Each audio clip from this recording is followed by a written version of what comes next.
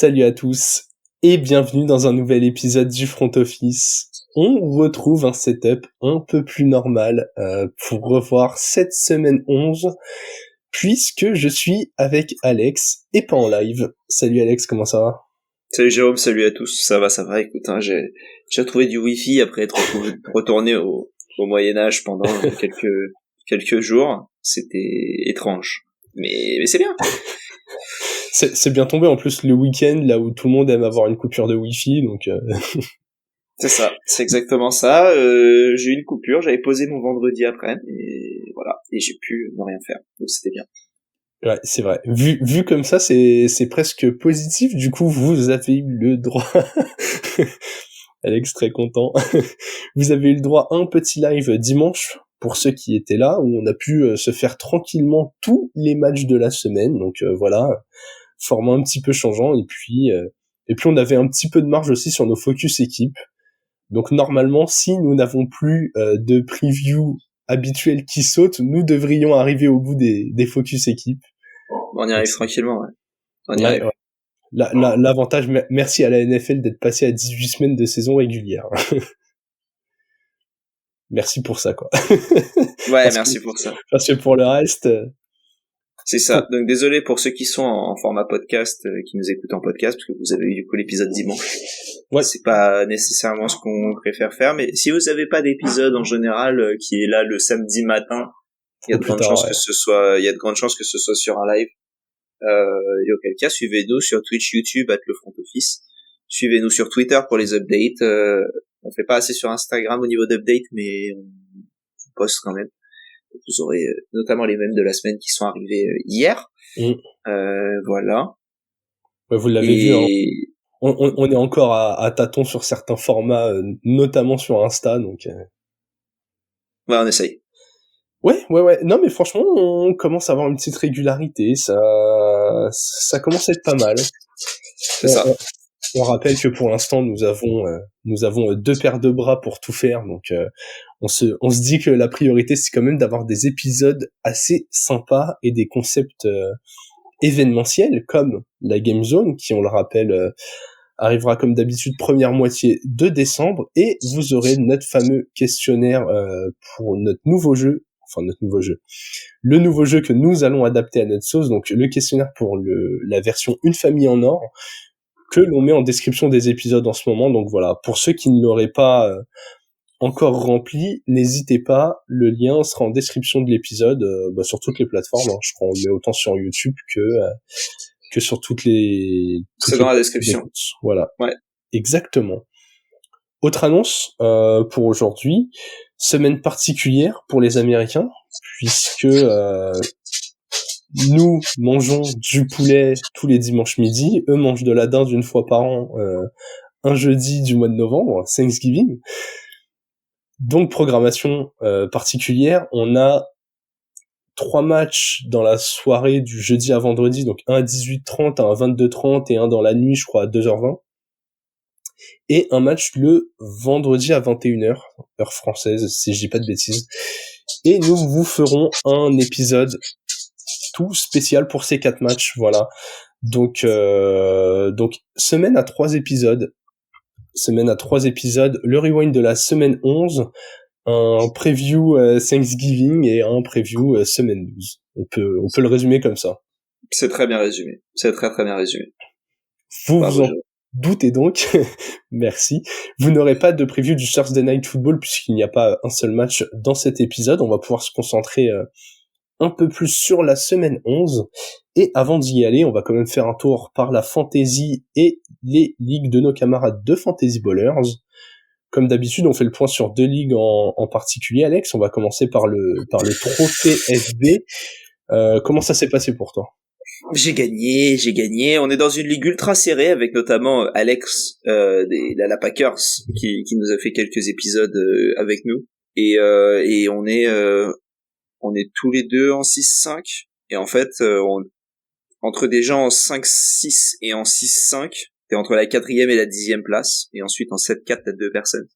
Donc c'est assez serré cette ligue là parce qu'on a Gringo Superstar sur Twitter qui est en 0-11 il fait ses équipes toutes les semaines et il a toujours pas gagné un match. Et son équipe, elle est pas affreuse, hein. Il a Raheem Mostert notamment, il a Cooper Kupp, il a Amari Cooper, il a Joe Mixon, Geno Smith, Sam Howell, il a Bijan Robinson. Enfin, son équipe, ça a aucun sens qu'elle soit en 0-11 et elle l'est. Donc chapeau à lui. Ah ouais, c'est notre poissard de la saison. Le mec, il a une équipe. On te donne cette équipe-là avant la draft en début de saison. Genre, t'es content, tu te dis bah ok, il y a Julie Wiener là-dedans, Cooper Kupp qui revient, Bijan, nanan. Et en fait, là, les joueurs que t'as cités, ils font jamais un bon match en même temps. C'est exactement le problème. Donc Enfin, voilà. c'est hallucinant. Écoute, moi, dans ma division, j'ai gagné. Avec le plus gros total de points de la semaine, j'ai fait un bon 150 points. Ça me met un bilan en 5-6. Je suis 7ème, donc vraiment porte des playoffs. Devant moi, il y a 4 équipes en 6-5. Ça va être un bon rush pour cette fin de saison, mais j'ai une équipe plutôt solide, donc j'avoue que si j'évite les bobos, on a passé la plus grosse majorité des bye week chez moi. Normalement, c'est tout droit. Hein. J'ai du Jalen Hurts, du James Conner qui est de retour, du Singletary qui a pris le lead, Tyreek Hill, DJ Moore, Tank Dell, Puka Nacua, enfin ça pourrait très bien se passer, va juste falloir accrocher les playoffs quoi. Yes. Et deuxième ligue très intéressante du coup, le trophée des légendes, donc nous rappelons des créateurs de contenu réunis dans une même ligue et qui s'affrontent. Nous y sommes tous les deux et on s'affrontait cette semaine, Alex. Et je te laisse annoncer l'implacable résultat de cette rencontre. Une rouste, voilà, je vais me calmer sur les termes, mais voilà, 139.38 à 139.30, donc je t'ai explosé. Et voilà, à 1 yard de la défaite. Et voilà, c'est tout. Qu'est-ce que je te dise de plus? Ça a été dominant. Rarement des fêtes m'auront fait aussi mal que celle-ci, puisque comme tu le dis, avec le système de scoring de la ligue, c'est très littéralement 1 yard d'un de mes joueurs qui leur a manqué pour t'arracher cette victoire. 1 yard, un sac, enfin c'est tout quoi. N'importe quel play positif, j'ai envie de te dire. Presque, parce que une réception ça aurait fonctionné, enfin tout. Ouais, il y a peut-être quoi, il y a une passe complétée qui aurait pas suffi, peut-être, c'est encore quelques yards à la passe, c'est encore je pense ouais. Pas vraiment pas grand-chose quoi. Ouais. Donc pauvre petit Jérôme. Pas sûr que la correction de stats soit passée, donc voilà, on va prier les dieux de Sleeper d'agir et de se rendre compte que je sais pas, Joshua Dobbs a posé son genou sur la ligne d'après plutôt que celle qui était annoncée, mais défaite difficile. Enfin bon, cette année, contrairement à l'année dernière, on avait fait tous les deux demi-finalistes. À mon avis, ça sent un petit peu moins bon. Ouais, ça sent le roussi là. Ça sent le roussi cette année. Ça, du coup, on va tout miser sur toi après cette victoire. C'était un peu celui de nous deux qui gagnait cette semaine, avait tout intérêt à filer tout droit. Donc c'est dommage que la trade deadline soit passée. T'aurais pu me passer tous tes bons joueurs là. Et voilà, on aurait pu faire une bonne grosse collusion bien comme il faut. Bah ouais, putain, dommage. Ouais, en plus, des paris qui payent pas, puisque j'ai eu la génialissime idée de récupérer Marc Andrews avant cette semaine. Autant dire que j'ai eu le nez fin. Ouais. Marc Andrews. Ouais. Allez, on a fait le tour des annonces, le tour de la promo, le tour de la fantasy. C'est l'heure d'attaquer le rewind de la semaine. Rewind of the week. We're back. He's gonna fumble the football. Et comme toujours, pour revenir sur cette semaine 11, on attaque avec notre match préféré de la semaine. Est-ce que tu veux commencer, Alex, ou est-ce que tu préfères que je me débarrasse du mien qui est là pour des raisons particulières? Non, je vais commencer par le mien, parce que... Ah non, pardon, vas-y, commence. Je crois que t'avais pas vu le match que j'ai mis. Non, j'ai vu, mais je croyais que je parlais d'autre chose. Donc non, c'est bon, vas-y. Écoute, j'ai mis le Steelers-Browns, donc la victoire des Browns 13-10 chez eux dans ce match de division, qui les fait passer en 7-3, les Steelers en 6-4. Vous allez me dire, mais ce mec est un peu sadomaso d'avoir mis ce match. Eh bien non, puisque je trouve aussi intéressant d'analyser des matchs qui voilà, n'ont pas fait 35-33 avec énormément de yards à la passe ou ce genre de choses. ce que j'ai beaucoup fait ces dernières semaines. Là, je trouve que ce match, il est ultra riche en enseignements.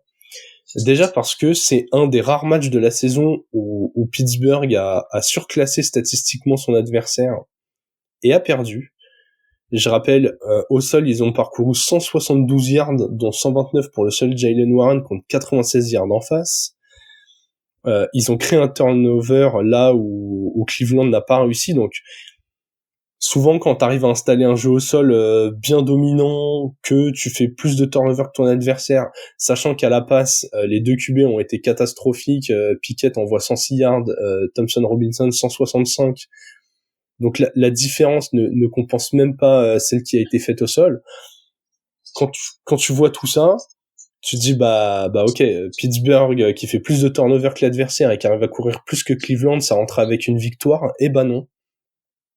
Et du coup, c'est ça qui est ultra intéressant. D'habitude, les Steelers étaient passés maîtres dans l'art de gagner des matchs où ils étaient derrière statistiquement. Là, ils se sont fait battre dans ce setup-là. Étonnamment, d'ailleurs. Ça montre aussi une gestion des temps forts qui est ultra intéressante de la part des Browns. Franchement, j'avais pronostiqué Steelers dans le live de dimanche, dans le live preview. Je pensais quand même que cette perte de Watson allait être trop compliquée contre un Mike Tomlin qui, quand tu lui offres une proie quand même bien accueillie, en général, il arrive à y aller. Et en fait, ces Browns, on le dit depuis le début de la saison, ils sont pleins de ressources. C'est solide dans les lignes, c'est solide dans la défense, ça fait les gros plays qu'il faut. Bien aidé, comme je le disais, par un Pickett complètement imbuvable. Et voilà, on se retrouve avec une victoire pour les Browns. Browns en 7-3, qui vont être vraiment chiants à manipuler s'ils arrivent à gagner des matchs avec Thompson Robinson, qui devrait prendre en rythme. Je crois ils ont signé Joe Flacco en plus. Ouais, ils ont signé Joe Flacco. Ouais. Voilà, au cas où il y ait besoin d'une d'une présence d'expérience qui peut compléter 2-3 passes. À voir, je pense que Thompson Robinson aura encore 2-3 matchs. Les Browns sont un peu de marge.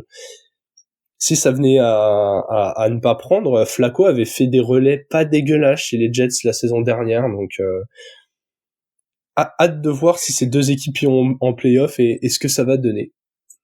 Ouais, bah match relou.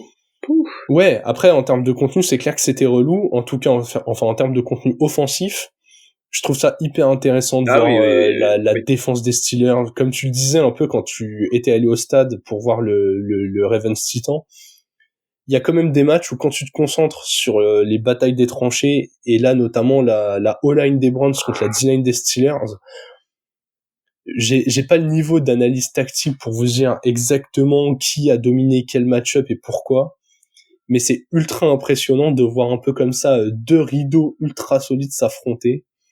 Et ça fait du bien aussi de voir des matchs où les défenses dominent et où il y a quand même plein d'enseignements, quoi.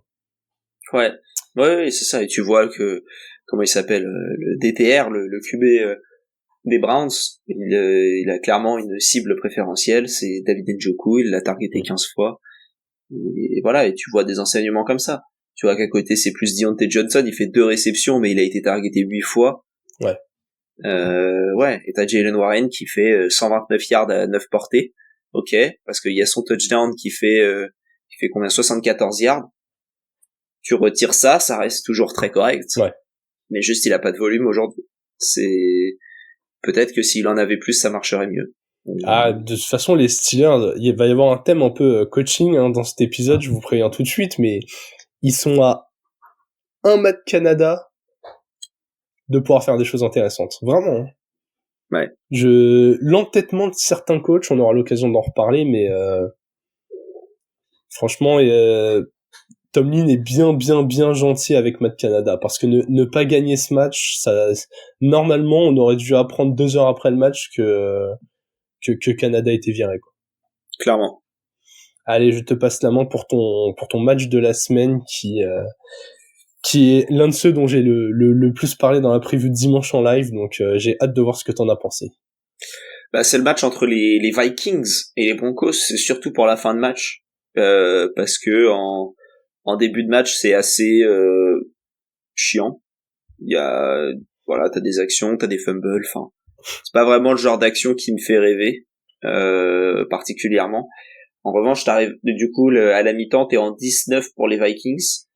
Et ensuite ça démarre plutôt bien avec encore Josh Dobbs qui nous fait un match j'ai envie de dire dont il a le secret, et en même temps c'est pas un match incroyable non plus, parce qu'il il fumble la balle 3 fois, il la perd une seule fois, et il fait une interception, il met un seul touchdown, mais un touchdown à la passe, un touchdown à la course. Il s'est vraiment ultra bien intégré dans cette équipe, comme prévu, parce que tu jouais les Broncos, fallait viser les tight ends parce qu'ils arrivent pas à les défendre, et c'est ce qu'ils ont fait. Ouais. 11 fois à targeter les tight ends, que ce soit 7 fois en TJ Hawkinson, 4 fois en Josh Oliver, dont un touchdown pour Josh Oliver. Addison quasi pas là. Brandon Powell, on pensait que ça allait faire quelque chose avec l'absence de Jefferson, il a rien fait du tout, on va retrouver Jefferson la semaine prochaine, tant mieux. Et à la course, Mattison et Ty Chandler qui ont plutôt bien couru par rapport au nombre de ballons qu'ils avaient. Donc voilà. Et ensuite côté Broncos, offensivement, c'est tristounet, hein.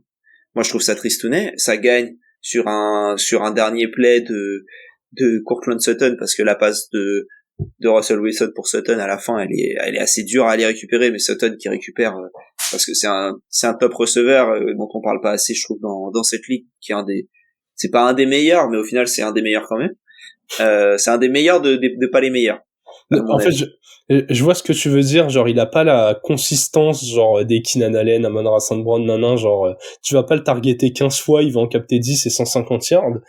Par contre, c'est un mec, si tu le targetes 6-7 fois et qu'il en attrape 4, il est capable quand même que ce soit 90 yards et un TD important, quoi. Je trouve que c'est un bon 1 bis à mettre à côté d'un mec qui attirerait énormément l'attention, tu vois. Ouais. Genre, typiquement, tu le mets à côté d'un Justin Jefferson. Je pense qu'en 2 derrière Justin Jefferson, il fait des saisons de malade. Ouais, c'est ça. Sauf qu'il y a personne à côté. Mais en tout cas, voilà, le dernier play pour Sutton, magnifique. Donc allez le voir si vous voulez, et beaucoup de field goal, évidemment, hein, parce que c'est comment dire, t'as Will Lutz dans ton équipe, donc ça fonctionne. Ils ont testé une conversion à 2 points, ça a pas fonctionné. Mais c'était le play à faire à ce moment-là, parce que tu mets un point de plus, ça sert à rien, parce que t'es en 22-20, tu bouffes un field goal, c'est pareil. Voilà, le seul truc qui se sont sauvés, c'est une safety, mais une safety à 1 minute de la fin, c'est assez rare quand t'as plus la balle. Donc voilà, ce match-là, je l'ai trouvé bien parce qu'il y avait du suspense, et voilà, voir les Broncos gagner à la fin, je trouve ça fait quand même une belle série pour eux.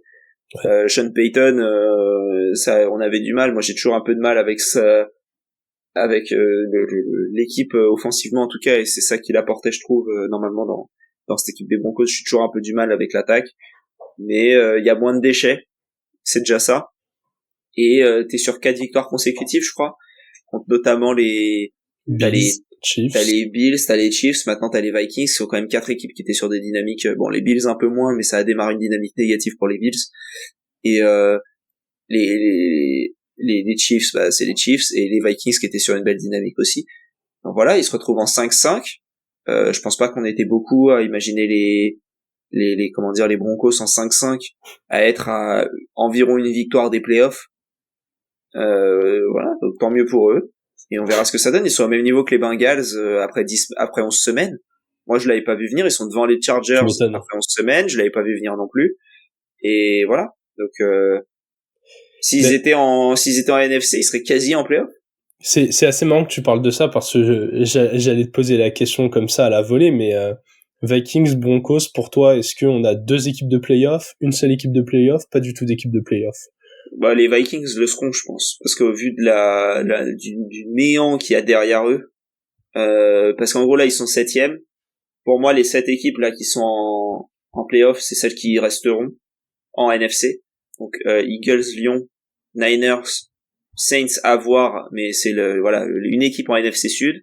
Cowboys, Seahawks, Vikings, pour moi c'est ça, parce que derrière Packers, Rams, Falcons, Bucks, Commanders, Giants, Bears, Cards, Panthers, il y en a aucun joueur en playoff, à part peut-être, du coup, je vois peut-être les Bucks aller en playoff via la division, mais c'est tout.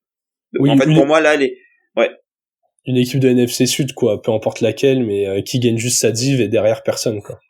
Voilà, c'est ça. Et donc du coup les Vikings, au vu de la dynamique et au vu de la dynamique d'une autre équipe notamment qui est qualifiée en play-off aujourd'hui, dont je parlerai un chouïa plus tard, je les vois en play-off. Je les vois pas avoir un match facile en play-off, mais je les vois y aller. Ok. En tout cas, c'est marrant, là, on tape un peu dans la NFC. J'ai vu un tweet très très drôle de notre camarade de Cowboys France qui disait que gagner et passer devant les Seahawks, c'était bien parce que ça te donnait une bye week. Et des gens très premier degré étaient en mode, bah non, t'es pas premier. Et ils disaient, non, mais jouer l'équipe de NFC Sud, c'est un peu une bye week. Donc, je suis assez d'accord avec ça. Franchement, la NFC Sud, cette année, on devrait leur supprimer une place de playoff, quoi. C'est assez terrible. Ouais, c'est un peu ça, parce qu'en plus, imagine, là, les Seahawks, ils sont 5e. Imaginons, hein, si les Seahawks étaient 5e. T'aurais les Cowboys en 6, et les Niners qui gagnent la div devraient jouer les Cowboys, alors que les Seahawks, qui ont pas gagné leur div, joueraient les Saints ou les Bucks. Ouais, j'avoue, c'est terrible. C'est, ouais, un peu bizarre, mais voilà. On a parlé de la course au playoff un peu là en NFC. Moi, j'en parlerai un peu plus tard en AFC, lors d'une de mes prochaines équipes. Allez, bon, on va enchaîner avec les top teams. Je vais prendre le relais, je vais parler des Lions. Des Lions qui ont bien réussi à s'en sortir, puisque ils ont gagné à la maison 31-26 contre les Bears, et pourtant, ça partait très très mal ce match. Il y avait tout du match piège, et c'est pour ça que je les mets en top team. D'habitude, ma top team, j'ai envie que ce soit une équipe qui a fait une belle perf contre une belle opposition. Mais là, c'était pas un match si simple. T'es dans le setup match de division. T'affrontes des Bears qui retrouvent Justin Fields. Toujours match particulier déjà quand t'es dans la div. En plus de ça, tu retrouves ton titulaire. T'es censé le gagner.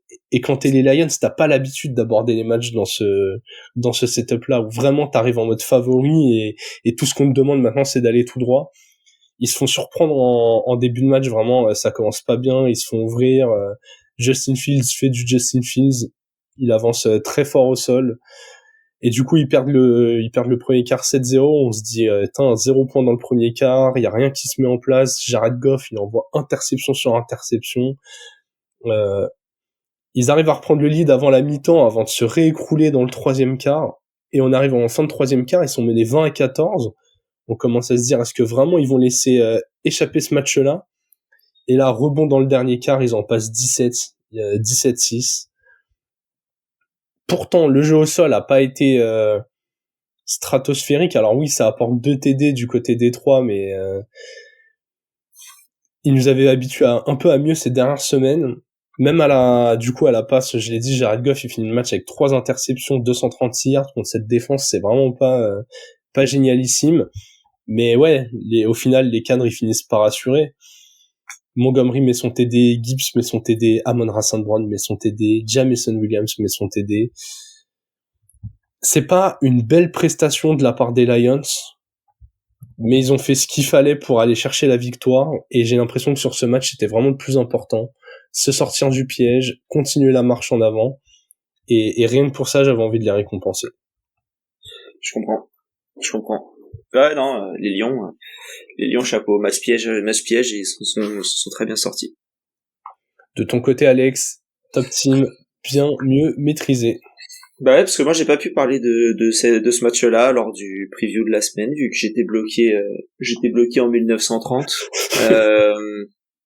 Et donc du coup, je vais parler des Ravens qui ont battu les Bengals dans un match un peu compliqué. Alors ça fait une semaine le match, donc je m'en souviens plus trop. Tout ça, mais je voulais surtout mettre en avant plusieurs choses. Déjà en premier côté Ravens, la capacité à pouvoir lancer des touchdowns à Nelson Agholor et Rashad Bateman. Déjà ça, voilà, bravo. Odell Beckham, le retour en force, ce qui est plutôt bien. 4 réceptions, 116 yards. Gugus Edward, qui nous met encore 2 touchdowns contre les Bengals. Lamar Jackson qui fait un match beaucoup plus propre que celui de la semaine d'avant.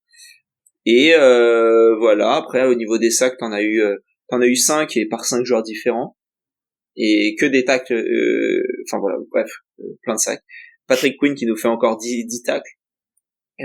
Tucker qui est parfait. enfin voilà, c'était une belle victoire. Le seul petit bémol, c'est, enfin petit, un peu gros quand même, la blessure de Marc Andrews qui est pas forfait jusqu'à la fin de la saison, contrairement à ce qu'on avait entendu au début, parce qu'il pourrait revenir. Je pense qu'il pourrait revenir pour genre la deuxième semaine de playoff. Et vu comme c'est parti, bah ils ont l'air de pouvoir y être, Ouais. puisque si on regarde la playoff picture aujourd'hui, les Ravens sont premiers de l'AFC. Comme prévu. Je pense. Ouais, voilà, merci. J'allais dire, je pense qu'on n'était pas beaucoup à le voir venir comme ça. Ils sont à 8-3, mais ils sont à une victoire seule, enfin ils sont à une défaite des Browns. Enfin ils sont à une victoire près des Browns, qui sont en 7-3 aussi. Les Chiefs sont en 7-3, les Jaguars sont en 7-3, les Dolphins sont en 7-3, donc la première place elle va être prise par une de ces équipes-là. Si jamais elle n'est pas prise par les Texans, qui sont en 6-4 et qui remontent plutôt bien, après la victoire contre les Cards, les Steelers qui sont toujours dans la discussion, les Bills qui reviennent avec la victoire contre les Jets, même s'il y a beaucoup de choses qui doivent se passer bien pour que les Bills remontent. Je pense qu'ils pourront faire les playoffs parce que t'es pas à l'abri d'un écroulement des Steelers ou des Texans et que tu finisses ta saison correctement. Donc voilà, mais tout ça pour dire que les Ravens qui, voilà, ils sont à 8-3 aujourd'hui, ils sont premiers de l'AFC. Je pense que s'ils sont en premier de l'AFC, c'est bon pour Lamar Jackson pour un deuxième MVP parce que il emmène son équipe un peu tout seul. Il a un concurrent depuis le match de la nuit dernière. Un concurrent de plus en plus affirmé. Oui, bien sûr, il y a du concurrent, mais voilà, en tout cas dans cette AFC ultra concurrentielle, c'est beau d'être numéro 1. Et voilà, encore une fois, ton running back 1 c'est Gus Edwards et ton receveur 1 aujourd'hui c'est Odell Beckham Jr. Bon, voilà. Donc c'est pour ça que je les mets en top team. Mais en tout cas, je suis d'accord avec toi. Je pense que de plus en plus la course au MVP elle s'affine. Et là, entre Lamar Jackson et Jalen Hurts, on commence à y voir un peu plus clair, quoi. Il y a des mecs qui commencent à décrocher un peu de ce wagon. Ouais. Donc on verra ce que ça va donner. On va passer au flop team. Écoute, moi je reste en AFC pour enchaîner après ce que tu as dit, puisque je vais parler, vous vous en doutez, si vous nous suivez depuis le début de la saison et même un peu avant, je parlais des Chargers, de mon grand ami coach Brandon Staley. Ils ont perdu, contrairement à ce que je pensais dimanche lors du 2-minute warning que je vous ai fait en live. J'avais parlé d'un match piège quand même pour les Chargers contre les Packers, et j'avais dû dire une phrase qui ressemblait à ouais, enfin quand même, putain, en face c'est les Packers, si tu bats pas les Packers. Et ils ont réussi à le faire, donc ils se sont magnifiquement inclinés 23-20 contre les Packers, même pas contre des bons Packers, hein. Vraiment, bon, ils se sont fait ouvrir par Jordan Love qui met 322 yards, 2 TD, pas d'interception. Mais bon, est-ce qu'on peut demander à la défense des Chargers de provoquer des pertes de balles? Je suis pas sûr. Non. Au sol, Aaron Jones s'est blessé, donc vraiment, ça n'a pas avancé. Et J. Dillon est 14 portées pour 29 yards. Il a fait 2 yards par portée. Comme on le répète souvent, en tombant en avant, il en aurait fait autant.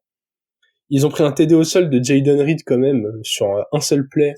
Mais sinon, voilà. Jayden Reed, receveur, qui est le meilleur coureur de Green Bay, donc ils se sont pas fait ouvrir ici. Au sol, ça a bien distribué, dans les airs, pardon, ça a bien distribué la balle, mais ils sont pas tombés sur un genre Christian Watson qui fait 12 réceptions, 180 yards. Hein. Meilleur receveur, c'est Dontavion Wicks avec 91 yards en 3 réceptions. Donc voilà, autant vous dire que Wicks est un receveur tellement flippant que les Chargers n'arrivent pas à l'arrêter. Et en face, bon, t'as Justin Herbert, comme d'hab, il fait le match à peu près propre, hein, 21 sur 36, 260 yards, 2 TD, pas d'interception. Qui est en plus le meilleur coureur de son équipe, puisqu'il a porté le ballon 8 fois pour 73 yards. Il y avait petite vibes Lamar Jackson là-dedans. Et à côté, Austin Ekeler, 10 portées, 64 yards. Le mec fait 6 yards par portée, tu lui donnes que 10 ballons. Alors que le score a toujours été serré, donc t'aurais pu courir beaucoup plus. Choix complètement incompréhensible. Keenan Allen, qui a une feuille de stats très très trompeuse, puisqu'il fait 116 yards en 10 réceptions et un TD, mais il a fait des drops assez étonnants pour ce qu'il fait d'habitude. Puis voilà, allons du côté de la défense. Terrible nouvelle, puisque Joey Bosa s'est blessé et normalement il est out pour les 10 prochains mois. On pourra le revoir que l'année prochaine. dans une défense qui va déjà très très très mal. Franchement, cette défense, j'ai pas les mots. Et voilà, Brandon Staley, coach à vocation défensive, qui a pris les appels défensifs, qui prend 23 points et 222 et 322 yards de Jordan Love. Genre, au bout d'un moment, s'il a un peu de dignité, il prend la porte de lui-même, quoi. Il attend pas de se faire virer. Il est en train d'enterrer cette équipe dans des profondeurs. Comme tu le disais, hein, en 4-6, ils sont derniers de la div. Ils sont derrière les Broncos, ils sont aussi derrière les Riders, qui doivent être en 5-6. C'est cataclysmique. Avant la saison, on parlait des Chargers comme une équipe, on se demandait enfin l'année pour peut-être aller embêter les Chiefs en tête de la div. Si tout le monde est en bonne santé, on va voir ce que ça donne. Non, en fait, cette équipe, ça va pas, quoi. Donc bon, j'en perds un peu les mots et je tiens quand même à souligner la bonne foi de la communauté sur Twitter qui a reconnu qu'on n'était pas si dur que ça avec Staley et que c'était mérité. Donc je voulais quand même le souligner parce que je trouve que la bonne foi dans le sport, c'est parfois difficile de reconnaître qu'on s'est trompé et là quand même on peut le dire, c'est pas la première fois qu'on dit que Staley doit être viré, quoi. Non, et on avait dit aussi pendant une bonne partie de la saison dans l'intersaison que McDermott devrait être viré aussi. Et voilà, on verra ce que ça donne. Mais c'est vrai que même moment, on nous avait dit bon, voilà, on verra. Allez, je te laisse avec ta flop team qui est bien moins catastrophique que les Chargers. Je suis pas sûr. Si, pardon. Si. Excuse-moi. Moi, je voulais parler des Seahawks. Alors, flop team, pourquoi? Parce que tu perds contre les Rams. Je crois que c'est la deuxième fois de la saison que tu perds contre les Rams. Et il se passe pas grand-chose.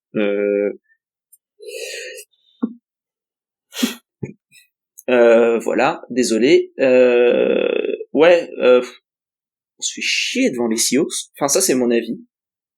Kenneth Walker qui a rien fait, mais d'un autre côté, il est sorti blessé. Zach Charbonnet qui est rentré, qui a rien fait, lui, parce qu'il est pas aussi bon que Kenneth Walker. Geno Smith qui a eu du mal. Ça avait pourtant bien démarré, hein, puisqu'en vrai, sur tes trois premiers, sur ta première mi-temps, en vrai, tu mets des points sur quasiment toutes tes possessions.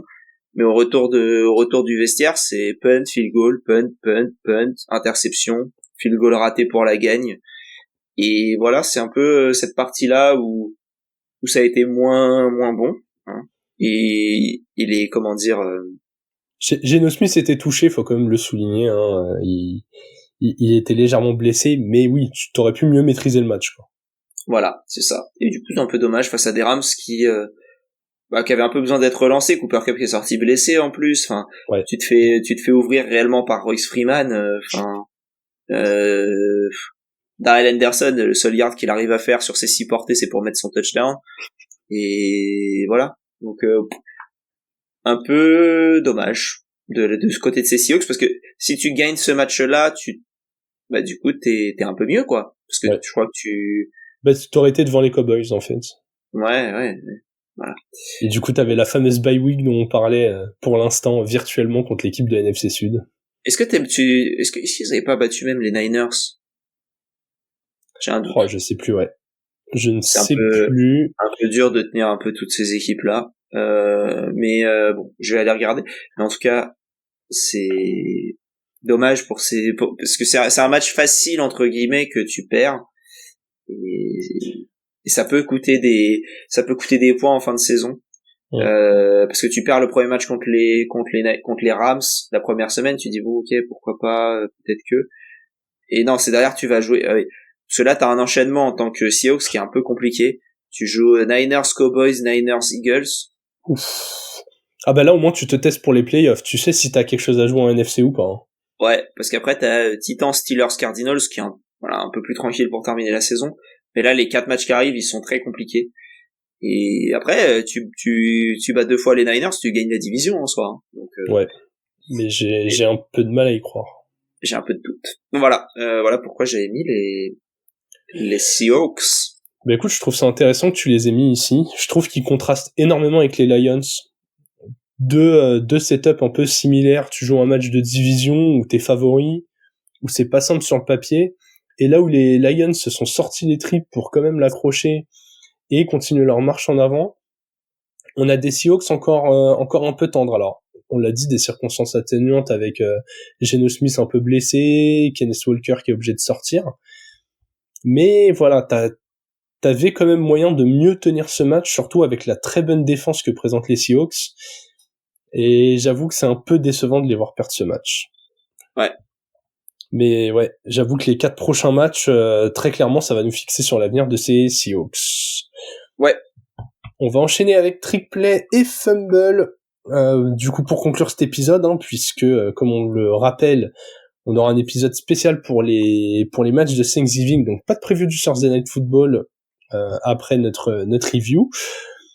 Petit trick play pour moi, enfin une décision prise par Robert Saleh, qui après le match catastrophique, encore une fois, de Zach Wilson, a décidé de changer de QB titulaire pour la week 12.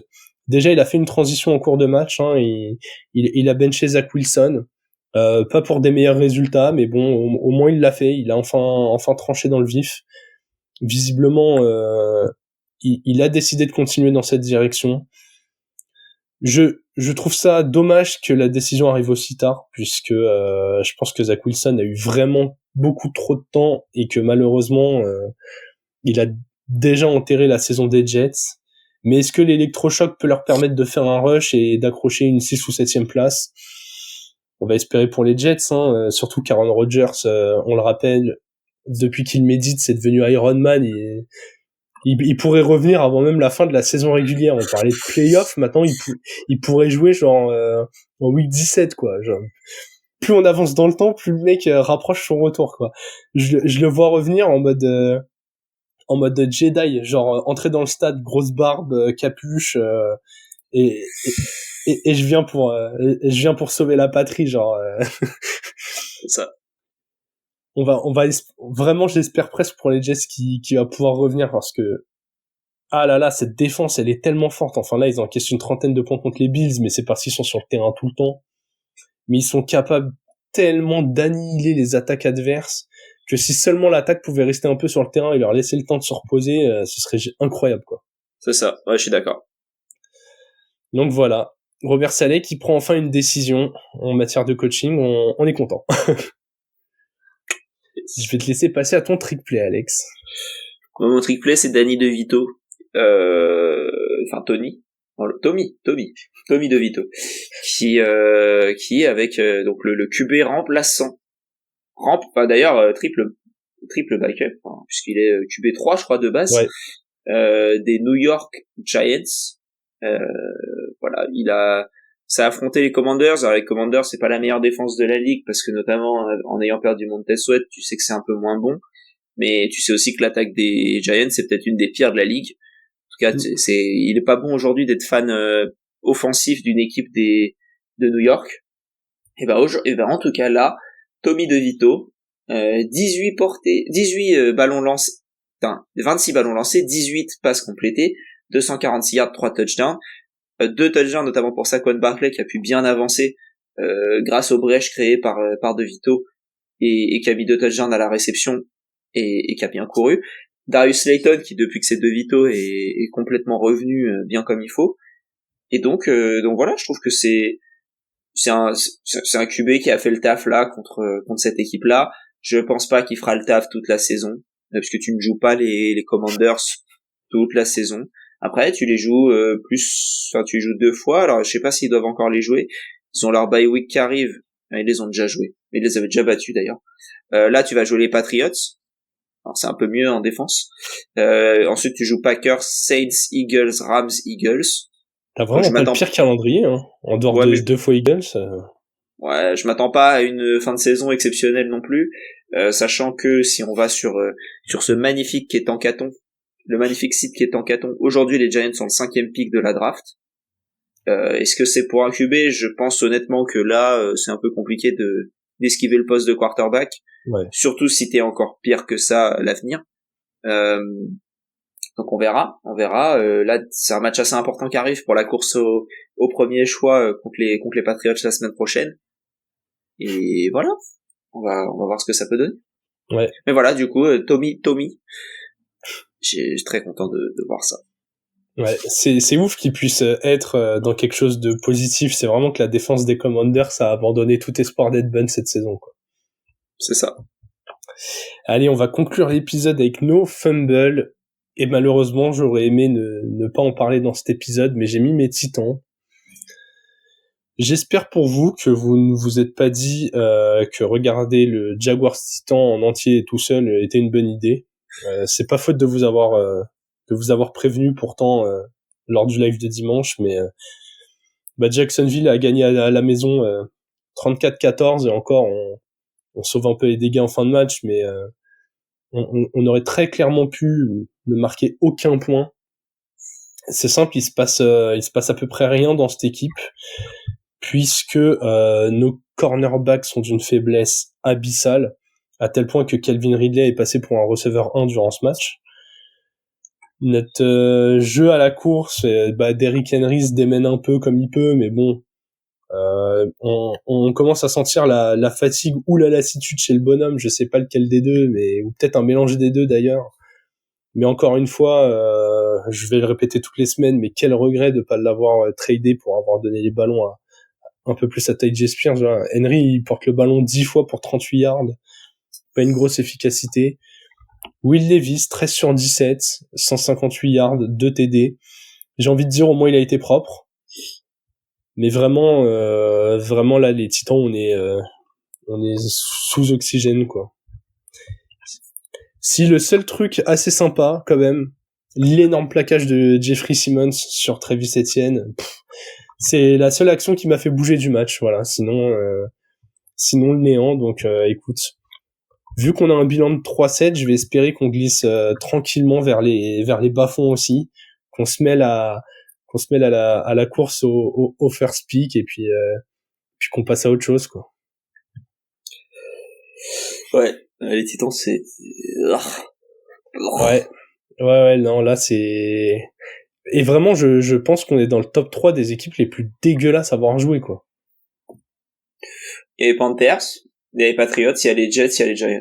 Tu sais que les Panthers... non, c'est moche, il se passe rien. C'est moche, mais déjà en défense, ils sont vachement meilleurs que nous, parce que je prends attaque plus défense. Et honnêtement, avec le matos qu'ils ont, bon... c'est moins inintéressant que nous, quoi. Je pense vraiment qu'on est moins cool à avoir joué que les Panthers. Et du coup, en arrivé là, pour ceux qui sont pas en vidéo, vous avez pas l'image, mais j'ai deux dos au fond de la gorge et une grosse envie de vomir, quoi. Ah, t'as bien raison. Allez, je te laisse terminer avec ton fumble qui concerne le match de la nuit dernière. Ouais, moi c'est deux choses. La première, je vais parler juste vite fait d'AJ Brown, mais très rapidement parce que je trouve que j'aime pas trop taper sur les joueurs qui font tout le temps des bons matchs et ensuite qui font un mauvais match. Ça arrive, voilà. Et c'est arrivé là. Il a fait une réception pour 8 yards. Ça a pas empêché les Eagles de gagner, notamment grâce au jeu à la course, hein, parce que DeAndre Swift et Jalen Hurts sont un peu fait tout seuls avec Devonta Smith aussi, hein, qui aurait pu mettre son touchdown quand même, mais ça n'a pas été aidé par AJ Brown. C'est comme ça. Ok. En revanche, le joueur qui aurait pu faire gagner son équipe en receveur, c'est de l'autre côté.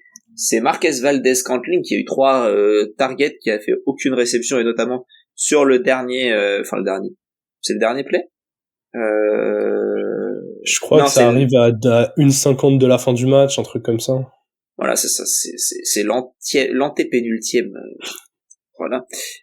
Passe incomplète en 2e et 10 pour Marquez Valdez-Scantling. Ça, c'est une passe qui doit être attrapée. Elle est un peu lointaine, ok, mais tu l'as dans les mains, tu dois l'attraper à un moment, et surtout que si t'as ça derrière, tu fais une galipette, t'es dans la end zone et c'est réglé. Ah oui, si elle lui tombe dans les mains, c'est fini, quoi. Non, il peut tomber au premier yard. Il peut tomber au yard 1 et derrière il faut arriver à le mettre le touchdown, mais voilà. La défense est tellement loin que... Elle est pas si loin que ça, hein, je trouve. Oui, mais je veux dire, tu vois, comme tu disais en parlant d'une éventuelle galipette, mais il est tellement dans l'élan de je suis en train de sprinter en profondeur que je pense si elle lui reste dans les mains, même en glissant tout droit, tu vois, il finit en mode saumon dans la end zone, mais normalement il y est quand même, quoi. Ouais. Et tu m'as dit un truc très intéressant en off, du coup je le partage aux auditeurs, mais Je m'en souviens putain, plus. ils l'ont fait revenir pour ça, quoi. C'est Ils l'ont fait exactement venir pour ça. revenir. Bah il a déjà été là, il était parti, il est revenu. Non, MVS? Bah oui, il était parti. Ils l'ont fait revenir via trade cette année. Mais il est parti quelques semaines, mais il est parti. Il a fait un petit aller-retour, ils ont retradé pour lui. C'est sûr que tu parles du même? Non, Ouais. c'est pas, non, tu confonds avec Nicole Hardman à la limite peut-être, mais non, Ah lui, oui, non, c'est peut-être Hardman. Oui, non, oui, tu c'est as raison. Hardman qui était aux Jets. Lui, il est resté là depuis 2022, il a signé un contrat énorme. Putain. Il a signé un gros contrat, il a signé pour, je sais plus, de manière Wikipédia comment dire, en français sur Marquez Valdez-Scantling, autant te dire que c'est pas non plus la meilleure source. Mais ouais, il avait signé 3 ans, 30 millions, en Oh, mars putain. 2022. Et dis-toi, il est tellement pas bon que j'avais vraiment l'impression de pas le voir depuis le début de la saison. Ah, bah, il est naze. Enfin, bref. Ouais, c'est dramatique. Et du coup, le mec, le seul taf pour lequel il est payé 10 millions la saison, il y arrive pas, quoi. C'est ça. Ah ouais, non, c'est grave. Oh là là. Oh. Il mériterait presque d'être on devrait créer une catégorie flop player, quoi. Ouais, c'est ça. Tellement que c'est plus qu'un fumble. Comme très clairement, il leur fait perdre le gros duel, quoi. Oui. Ah oui, oui. C'était le duel au sommet de la NFL, le remake du dernier Super Bowl. Voilà. Alors, on ne perd pas que sur ce play, hein. Les puristes vont nous dire, non, mais attends, parce que là, ils auraient pu prendre des points là-bas et tout. Enfin bon. Tu captes ce ballon, tu gagnes le match quand même, quoi. Voilà, à l'instant T, tu gagnes le match, oui, c'est sûr. Et c'est assez terrible parce qu'en fait, MVS, ça souligne quand même le désert de receveurs qu'il y a chez les Chiefs. Et c'est dommage parce que c'est dans la saison où ils ont probablement j'en parlais dimanche, mais c'est la meilleure défense qu'a connue en carrière Patrick Mahomes. Probablement, ouais. Ouais. Avec une O-line, j'ai vu passer la stat, du coup, les starters sur la O-line, les 5 starters de la O-line ont été les mêmes lors des 11 semaines de compétition cette année pour les Chiefs. C'est Pas rare. une seule blessure, pas une seule méforme, donc t'as tout qui est bien, il te manque un receveur. C'est assez triste. Comme on l'a dit, comme on l'a répété, pas de prévu du Thursday Night Football. On va se retrouver très très rapidement pour un épisode sur les matchs de Thanksgiving. En attendant, suivez nos réseaux sociaux. Pour ceux qui ont l'image, ça défile en bas, @lefrontoffice sur Twitter, Instagram, YouTube et Twitch. Les 4 réseaux, on est particulièrement présents. Et je crois que j'ai rien oublié. Non. Voilà. Je vais pas vous souhaiter une bonne fin de semaine puisqu'on va se retrouver très très rapidement. Donc je vous dis demain, après-demain, je sais pas encore quand est-ce qu'on va le sortir, mais vous allez pas mal nous entendre cette semaine. C'est ça. Voilà. Et bah du coup, je vous souhaite une bonne semaine à tous et vive le football.